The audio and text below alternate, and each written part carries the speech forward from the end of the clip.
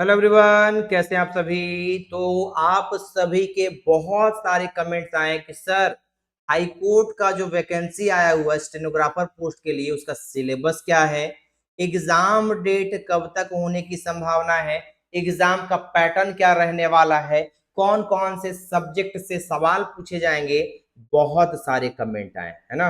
उम्मीद नहीं था कि आप लोग इतने सारे कमेंट्स करेंगे, लेकिन भर भर कर कमेंट आया हुआ है और सबका एक ही सवाल देखने को मिल रहा है, सर सिलेबस बता दीजिए, एग्जाम डेट बता दीजिए, एग्जाम का पैटर्न बता दीजिए, है ना। आइए एक एक सवाल का जवाब दिया जाएगा और चुन चुन कर दिया जाएगा, है ना। जो जो आपके सवाल हैं वो सभी के सभी सवालों के जवाब आपको दिए जाएंगे।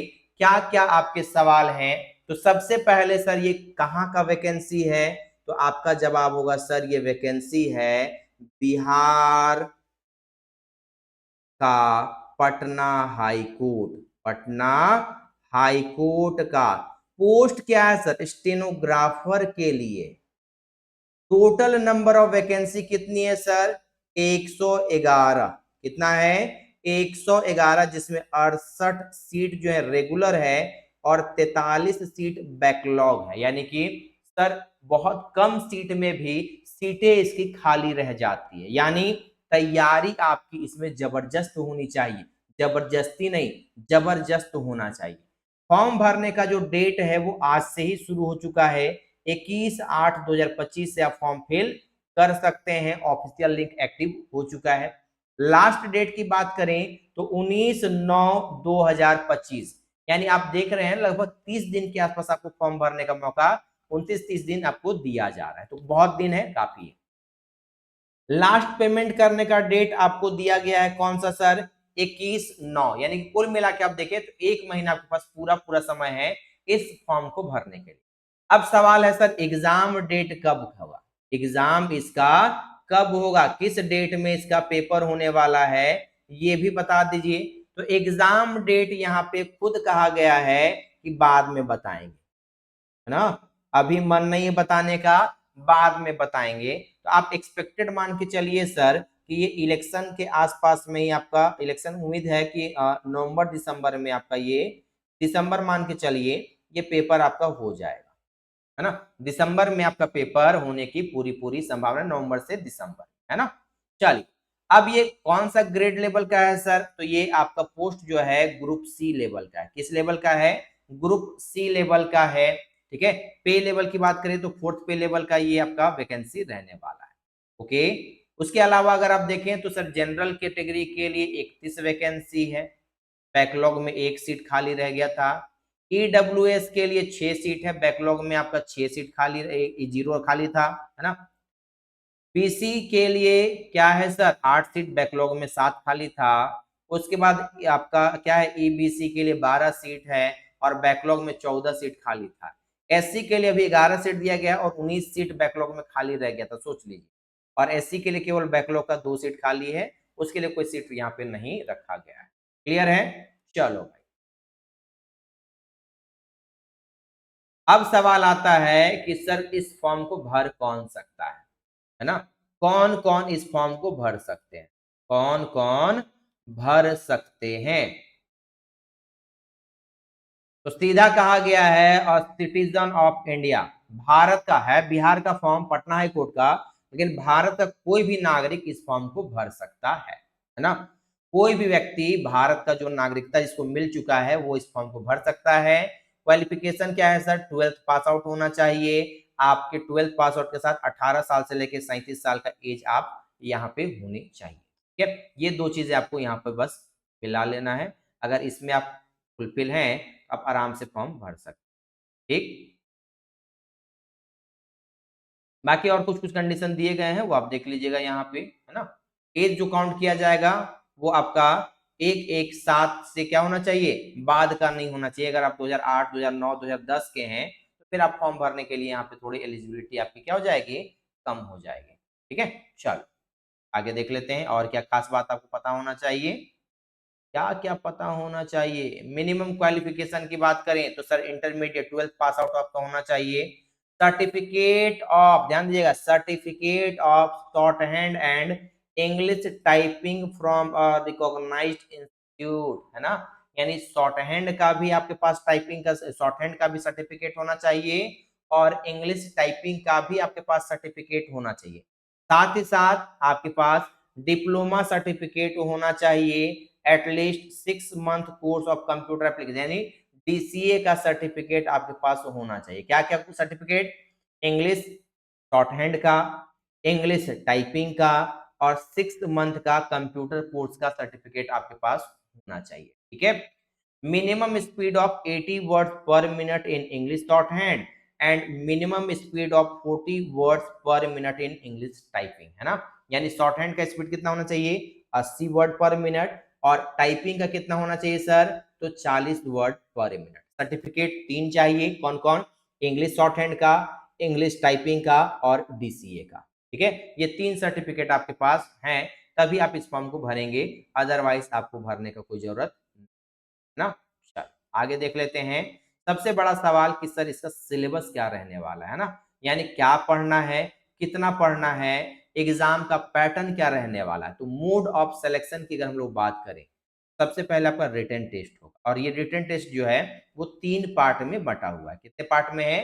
3 पार्ट में बटा हुआ है, जिसमें आपका इंग्लिश शॉर्ट हैंड और कंप्यूटर टाइपिंग टेस्ट होगा। पार्ट बी आपका एमसीक्यू बेस्ड ऑब्जेक्टिव क्वेश्चन होगा और पार्ट सी में क्या होगा? इंग्लिश टाइपिंग टेस्ट होगा। क्या होगा? इंग्लिश टाइपिंग टेस्ट आपका होगा। ठीक है, यानी एक तो आपका हो गया कि सर शॉर्ट हैंड वाला टाइपिंग हो जा रहा है और एक अलग से आपका यहाँ पे टाइपिंग होगा और बाद में फिर आपका क्या होगा? इंटरव्यू भी होगा। क्या होगा? इंटरव्यू भी आपको फेस करना पड़ेगा, पास करना पड़ेगा। ठीक है, अब यहाँ पे ध्यान से समझिए, मिनिमम क्या होना चाहिए? ऑब्जेक्टिव टेस्ट वाला में आपका 40% मार्क्स आना चाहिए, इंग्लिश शॉर्ट हैंड टाइपिंग में आपका 80% का एक्यूरेसी होना चाहिए, इंग्लिश टाइपिंग सिर्फ में आपका 90% का एक्यूरेसी होना चाहिए और आपको 30% मार्क्स इंटरव्यू में लाने हो। ठीक है, इतना अगर आप ले आए तो आपका बल्ले बल्ले, नहीं तो फिर अगले साल फिर मिल ले। एग्जाम सिटी आपको कहाँ मिलेगा? पटना में मिलेगा, है ना, पटना में आपको एग्जाम देने जाना पड़ेगा। हो सकता है ज्यादा भीड़ हो तो ये जगह चेंज भी हो सकती है।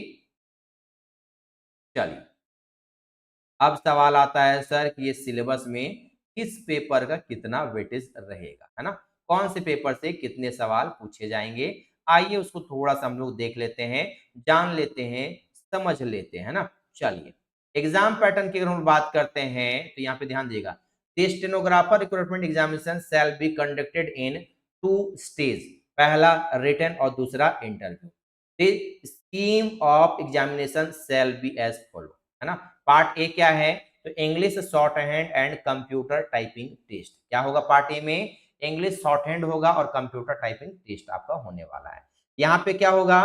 तो English shorthand computer typing test with speed of 80 words per minute. कितना होना चाहिए? 80 वर्ड पर मिनट आपको क्या करना है सर? शॉर्ट हैंड लिखना है और 4 मिनट में आपको 320 वर्ड लिखवाया जाएगा। रिवीजन करने का टाइम आपको मिलेगा कितना? 7 मिनट और ट्रांसक्रिप्शन के लिए आपको कितना मिलेगा? 15 मिनट का समय मिलेगा। टोटल मार्क्स कितने हैं? 100 के हैं, जिसमें से 85 मार्क्स आपके आने चाहिए। 26 मिनट टाइम आपके पास है। पार्ट बी में क्या होने वाला है? एमसीक्यू बेस्ड आपका एग्जाम होने वाला है, जिसमें इंग्लिश लैंग्वेज और ग्रामर से क्वेश्चन होगा, जिससे 30 सवाल पूछे जाएंगे और कंप्यूटर अवेयरनेस से आपके 20 सवाल रहने वाले हैं, है ना।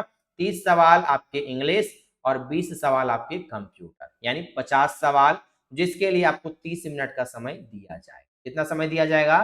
30 मिनट का समय आपको दिया जाएगा, जिसमें क्वालिफाई करने के लिए आपको कम से कम 20 नंबर लाना पड़ेगा। पार्ट सी में क्या होगा? तो इंग्लिश कंप्यूटर टाइपिंग टेस्ट होगा, जिसमें आपके 40 वर्ड पर मिनट होंगे टाइप करने के लिए और वहां पे 400 वर्ड आपको क्या करना है? टाइप करना है। 10 मिनट का समय आपको मिलेगा। एक्यूरेसी आपकी 90% की होनी चाहिए। टोटल मार्क्स आपका कितना होने वाला है सर? तो आपका 250 और इंटरव्यू आपका 10 नंबर का होगा, जिसमें से 3 नंबर आपके आने चाहिए। यानी कि अगर आपने इस स्टेनोग्राफी वाले में, इस रिटन एग्जाम में और इस टाइपिंग वाले में ज्यादा फोकस कर दिया तो फिर आपके सिलेक्शन को कोई रोक नहीं सकता है। ठीक है, बाकी अगर सिलेबस की बात करें सर, इंग्लिश ग्रामर में क्या क्या रहेगा, तो ये सभी के सभी आपके लैंग्वेज और लिटरेचर से जानकारी से संबंधित रहने वाले हैं, जिसमें आपको क्या मिलेगा? तो वोकैब मिलेगा, ग्रामर मिलेगा, स्पोर्ट एरर मिलेगा, फिल इन द ब्लैंक्स रहने वाला है, ठीक है। यहाँ पे आपको सेनो, एंटो, स्पेलिंग, ये सभी वही बेसिकली ग्रामर से संबंधित क्वेश्चंस आपके रहने वाले हैं।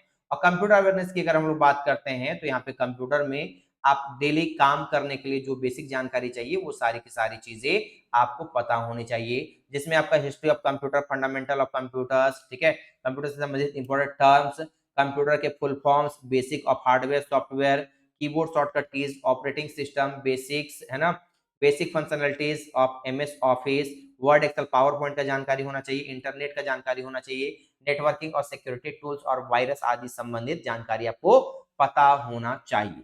तो ये सभी इंफॉर्मेशन आपको पता होना चाहिए। तो तैयार हो जाओ। आपके पास समय अगर कहें तो सर एग्जाम के लिए 3 से 4 महीना का समय है। कितना? 3 से 4 महीना का समय है। जान लगा दो, नहीं तो जाने दो। आप कहेगा सर 111 सीट है ही है तो ज्यादा फर्क हमको पड़ने वाला नहीं। बिल्कुल फर्क पड़ना चाहिए। ऑफिसर ग्रेड के एक तरीके से आप जो पोस्ट पे जाएंगे, है ना, बहुत कुछ यहाँ पे आपको मिलने वाला है ना। तो तैयार हो जाओ, अपनी तैयारी बेहतर करना शुरू कर दीजिए, है ना। बाकी इससे संबंधित कोर्स आपको कहाँ पे मिलेगा? तो सर आपको प्रेप जीनियस ऐप पे, है ना, कहाँ पे मिलेगा?